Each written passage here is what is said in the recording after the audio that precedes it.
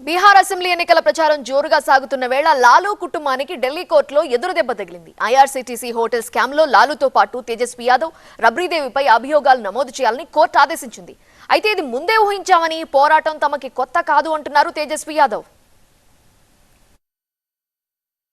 Bihar assembly ఎన్నికల వేళ లాలూ ప్రసాద్ యాదవ్ ఫ్యామిలీకి పెద్ద షాక్ తగిలింది. ఐఆర్సీటీసీ కేసులో లాలూ కుటుంబంపై అభియోగాలు నమోదు చేయాలని ఢిల్లీ రౌస్ అవెన్యూ కోర్టు ఆదేశాలు జారీ చేసింది. లాలూతో పాటు రబ్రీదేవి, తేజస్విపై అభియోగాలు నమోదు చేయాలని ఆదేశించారు. తనపై మోపిన ఆరోపణలన్నీ అవాస్తవమని కోర్టుకు తెలిపారు లాలూ యాదవ్. అయితే సీబీఐ ఆరోపణలతో ఏకీభవించిన కోర్టు అభియోగాలు నమోదు చేయాలని ఆదేశించింది. 2004-9 మధ్య ఐఆర్సీటీసీ స్కామ్ జరిగిందని సీబీఐ ఆరోపించింది.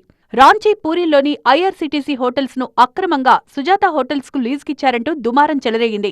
లీజుకు బదులుగా లాలూ కుటుంబానికి పాట్నాలో భూమి కేటాయించినట్లు ఆరోపణలొచ్చాయి. లాలూ రైల్వే మంత్రిగా ఉండగా ల్యాండ్ ఫర్ జాబ్స్ స్కామ్ కూడా జరిగిందని కేసు నమోదైంది. అయితే అసెంబ్లీ ఎన్నికల వేళ ఇలాంటి జరుగుతుందని ముందే ఊహించామన్నారు తేజస్వి యాదవ్. కోర్టు తీర్పును స్వాగతించారు. ఎన్ని అక్రమ కేసులు పెట్టినా న్యాయమే గెలుస్తుందన్నారు.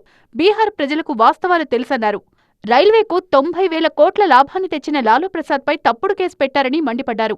केस जो है हम लोग आगे लड़ेंगे और आप सब लोग जानते हैं कि भाई हम तो पहले कई दिनों से कह रहे थे चुनाव आया है तो इस तरह की चीजें होंगी, लेकिन फिर भी न्यायालय का हम लोग सम्मान करते हुए हम बस इतना ही कहना चाहते हैं कि हम लोग हमेशा से लड़ते आए हैं और आगे भी लड़ेंगे और तूफानों से लड़ने में मजा ही कुछ और है। और हम हमेशा अपने पथ को चुना है, संघर्ष के पथ को चुना है। हम अच्छे मुसाफिर भी बनेंगे और मंजिल पर भी पहुंचेंगे। तो इस पे हमको लगता है ज़्यादा बोलने की आवश्यकता नहीं है। बिहार की जनता समझदार है और वो जानती है कि क्या हो रहा है। ठीक है, 2-4 दिन आप लोगों को मजा आएगा। అయితే బీజేపీ మాత్రం లాలూ కుటుంబంపై 420 కేసు నమోదైందని విమర్శిస్తోంది.